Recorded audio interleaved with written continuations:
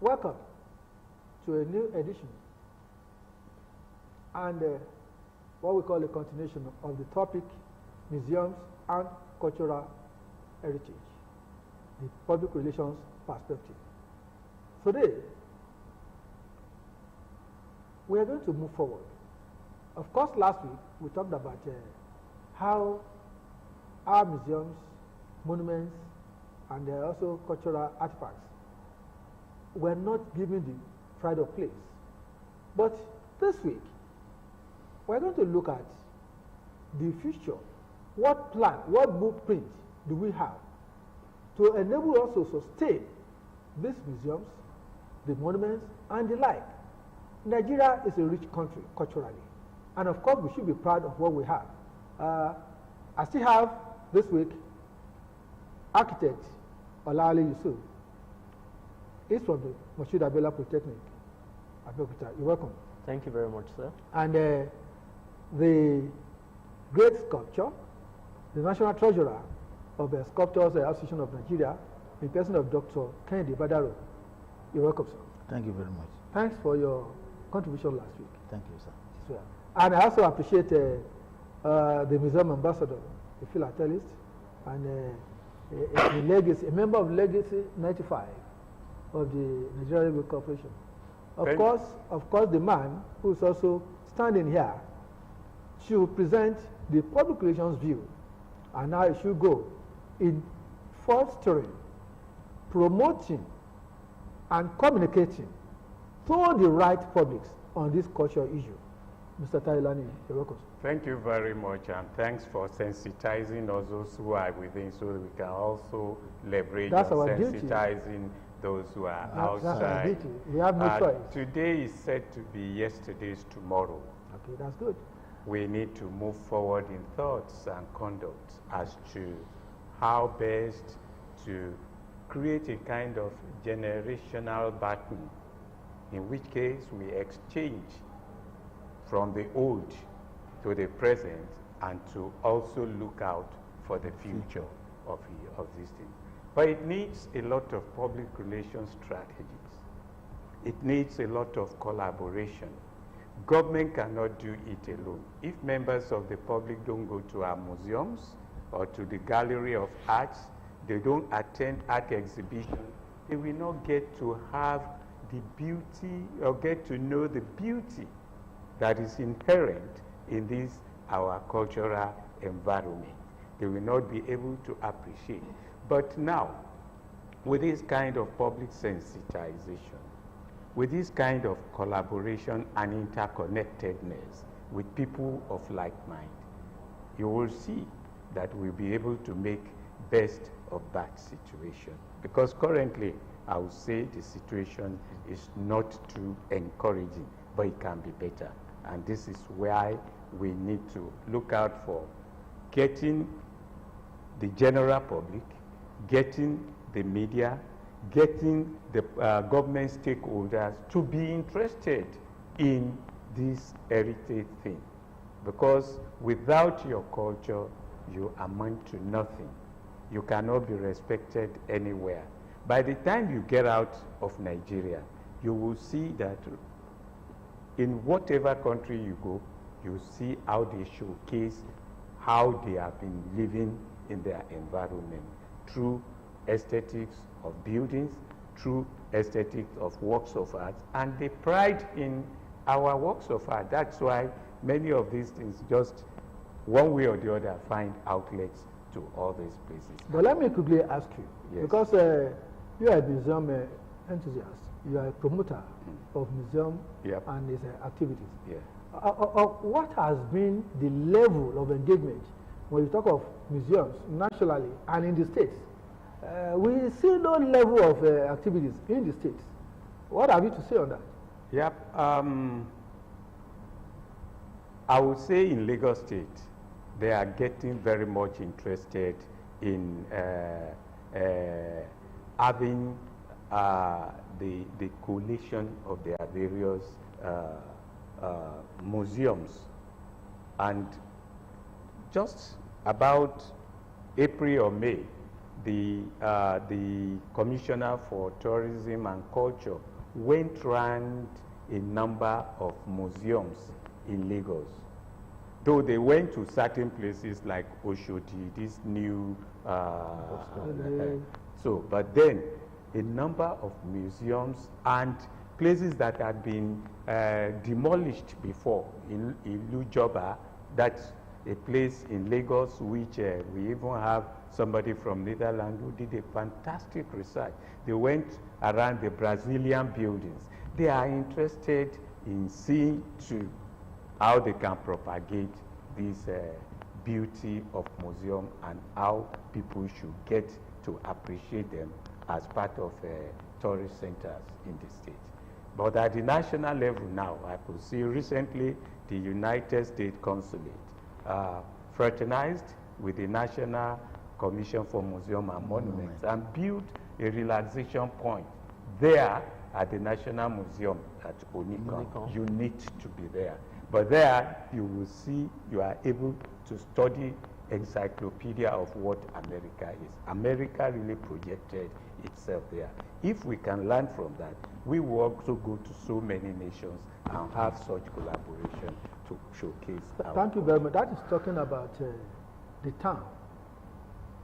But let's go to the gown, where Dr. Badu is plying his trade.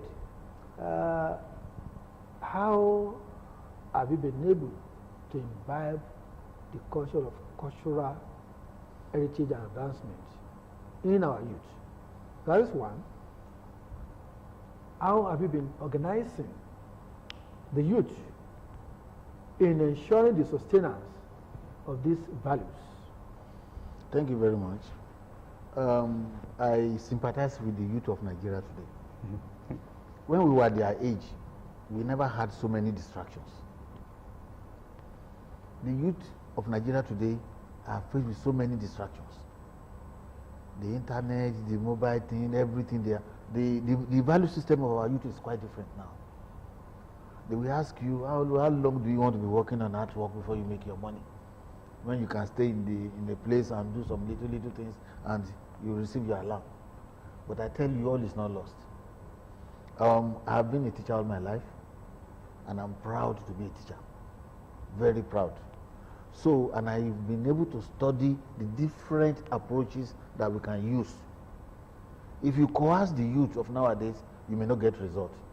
Or is it the content, the educational content? There's nothing wrong with our content. Okay. I can tell you that many of them even run away from classrooms because of the distractions I was telling you about. Some of them will only surface when it's time for exam. Such people, I call them, like my own children, counsel them and encourage them. I created a WhatsApp platform for everybody in my class. And we interact, I send messages. Does it mean that continuous assessment is of no importance again? No, it's of importance. Continuous assessment has a percentage in the overall score for the exam. But some of them, they have a way of going behind it. It's difficult for them to cut corners with practical courses. And the architect will bear it with me. It's difficult to cut corner with practical courses. But with theory courses, they can try to be smart. Now, for a blueprint that will make our culture, that will engender our culture, the NAFest is a national festival of art and culture annually. And I've observed in recent times that when the hosting of the festival is announced, it's only at the state capital or wherever is available that they organize and get people to represent the state. What about the local government? Wait a minute. When we were younger, we have schools art and culture festival at the primary level. We'll go and dance. From the schools, they take us to local government. From local government, they bring us to the state. Now, most of those children, they will say, what are they doing? And because of I don't know whether it's the cost of bringing them together or priority of whoever is in charge. They believe security challenges. They will feel the old hands, they will continue to use them. Now, when the old ones retire, there's going to be a generational gap. Who are those ones that are going to fill it up? We have the likes of Jimmy Sholanke. Baba is old, And we just pray that somewhere, someday, somebody will pick up the challenge. I have a studio and I have a personal gallery of art. I've started bringing children from nursery schools to the studio, and I monitor them to their schools. I invite them regularly. They come to my studio, they come to my gallery. I demonstrate for them, give them materials. They will not bring materials. I will even entertain them. Then they will ask their mommy, what about that house that we went?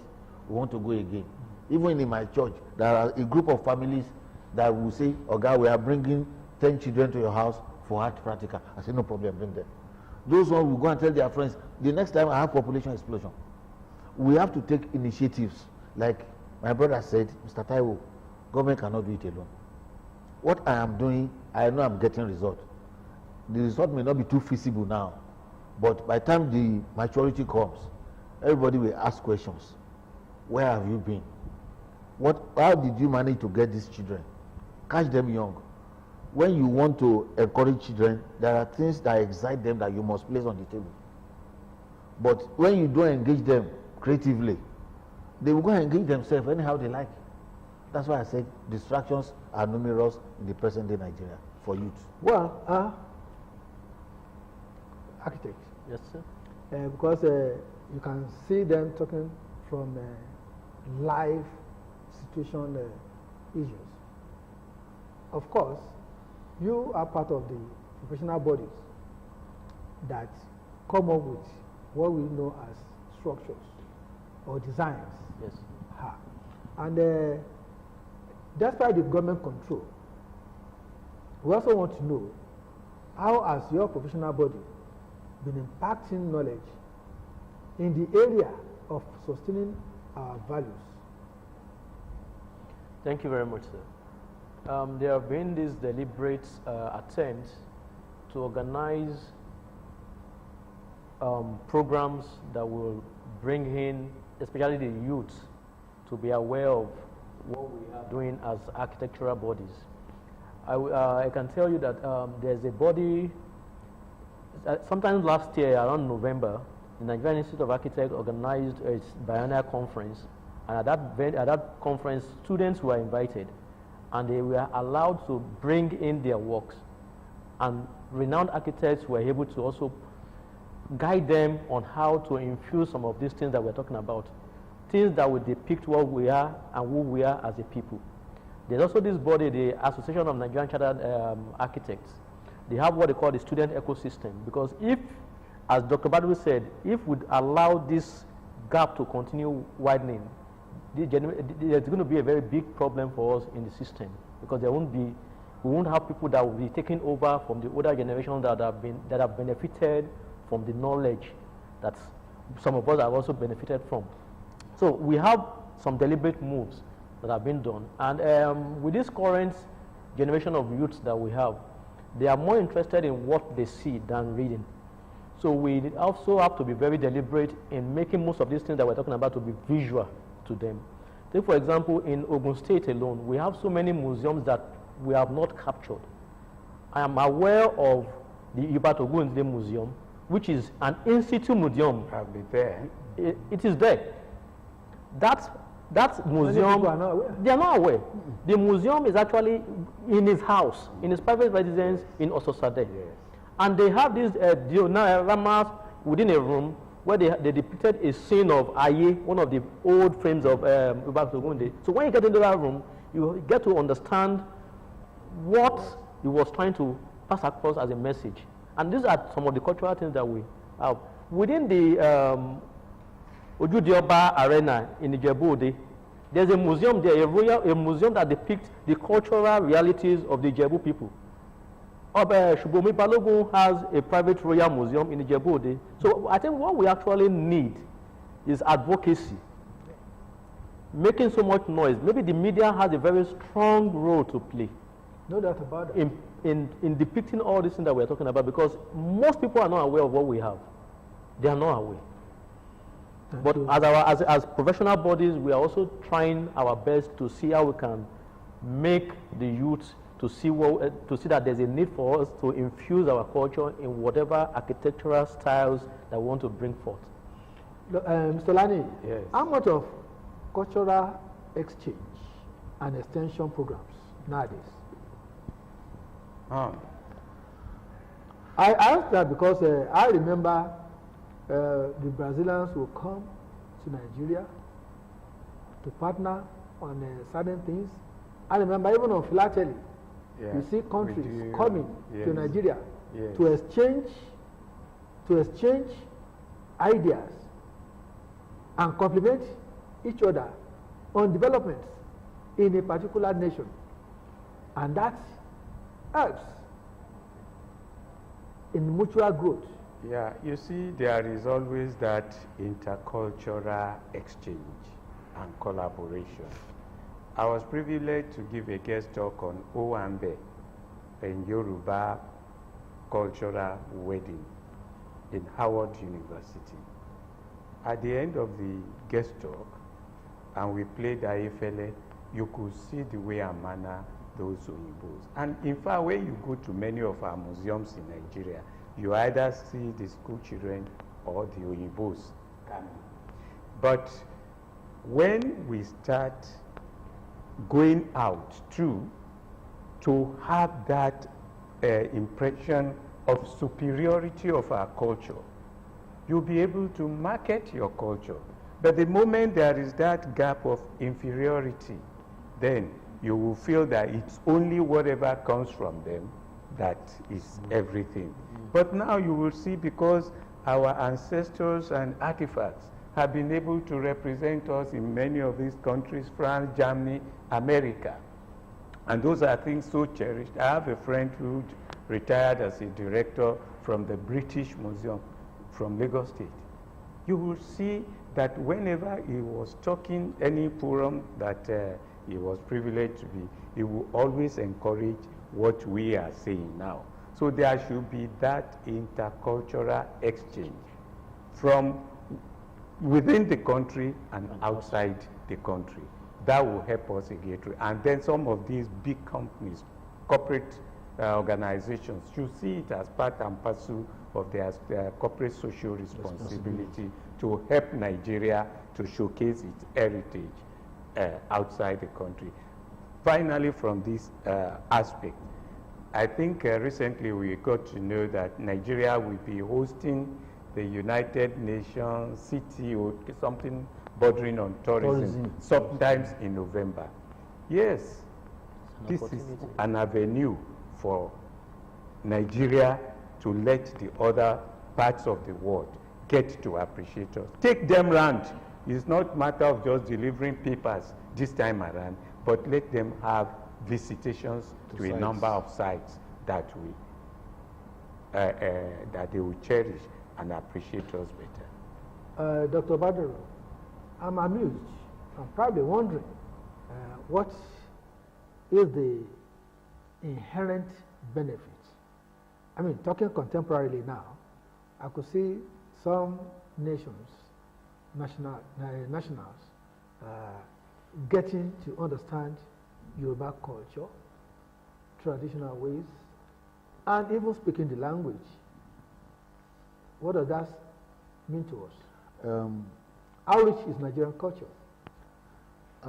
Very rich. Very, very rich. When I was trying to look at culture holistically, ideals, ideas, custom, tradition, belief, and way of life of a group of people, very rich. If you take all these items I mentioned one by one, you can't exhaust it. The fact, I always thrive with Yoruba proverbs. It's when you say your material is not useful, that other people will use it to pack rubbish.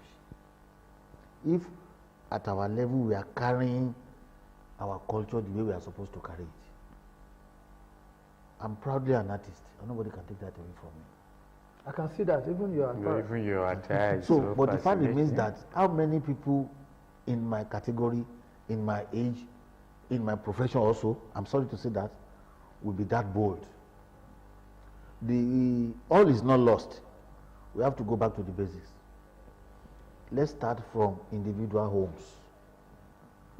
Let's start giving our children orientation about our culture.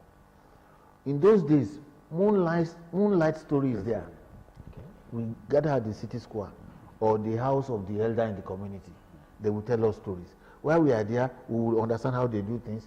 I posted a picture on Facebook. No, was it on Facebook? On WhatsApp this morning. 2 women. The older one sitting down and the younger one plaiting hair. That was what we experienced in polygamous home in those days. The junior wife will plait hair for the senior wife. They will even sweep in the compound. Together, they will cook for each other. There was no suspicion, no betrayal of trust. But what do we have now? It's complete rivalry. Independence. No, you can't outwit me. It's our husband. But the fact remains that I've seen some polygamous homes that the children do not know their mother until their age of 20. So depending on how we want to package ourselves, let's package our cultural values. Let's engage the institutions that are involved and saddle the responsibility of culture. Let's encourage them to move on and deliver the result for us. Your take? I think this is a wake-up call for all stakeholders within the society, because there's a need for us to start. It has to be participatory. Everybody must take ownership of the fact that we need to protect our identity. Our culture is our identity. It has to start from the way we dress, to our buildings, to the materials we use. Most times you find people, it is until they leave Nigeria that is when they start appreciating the Nigerian culture. But let's not wait till we leave the country before we start appreciating what we have. So let's start doing that from now. From the children down to the adults, it should be something that we should be proud of, our culture. That's beautiful. Dr. Badaro, the last take. My last take is that let's move forward with the vision to reposition how things happen. Let's move forward with the vision to make a difference. We can't leave the dust of Arctic time unswept. We must make up our minds to turn a new leaf. Yes, we say it loud. I'm black and proud. I'm a Yoruba man, and I'm very, very mindful of my culture, and I'm very proud of it. We are very proud of our culture. Black is beautiful. And until we are able to appreciate what we have, we may not understand what we'll be losing. Nigerians, it is time for us to embrace our culture, for us to promote our culture, for us to develop and make what we have to generate revenue, to generate visitations, tourism potential, and all the rest for Nigeria. Let us be ambassador of Nigeria. Until we do that, we may not have the rosy picture of the great Nigeria that we desire. Until next week, I want to thank my intellects who are seated here today. Mr. Tayolani. The pleasure is mine. It's always wonderful to have you around. Thank you. I want to appreciate your sense of support, always. Thank you. Glad to have you around. Thank you. Dr. Badaru, yeah, we thank God for knowing you. We believe that you are going to support us more on this program because we still have a lot of things to talk about. Thank you. God bless you. Architect Yusuf, it's been wonderful having you. My pleasure being here, sir. Well, you continue to be of value to us. No problem. So until next week, when we're going to have another topic that will engender a better nation, that will position us as great Nigerians of great potentials, of great value, and cultural ambassadors. I want to say thank you to viewers once again until we meet next week. Bye.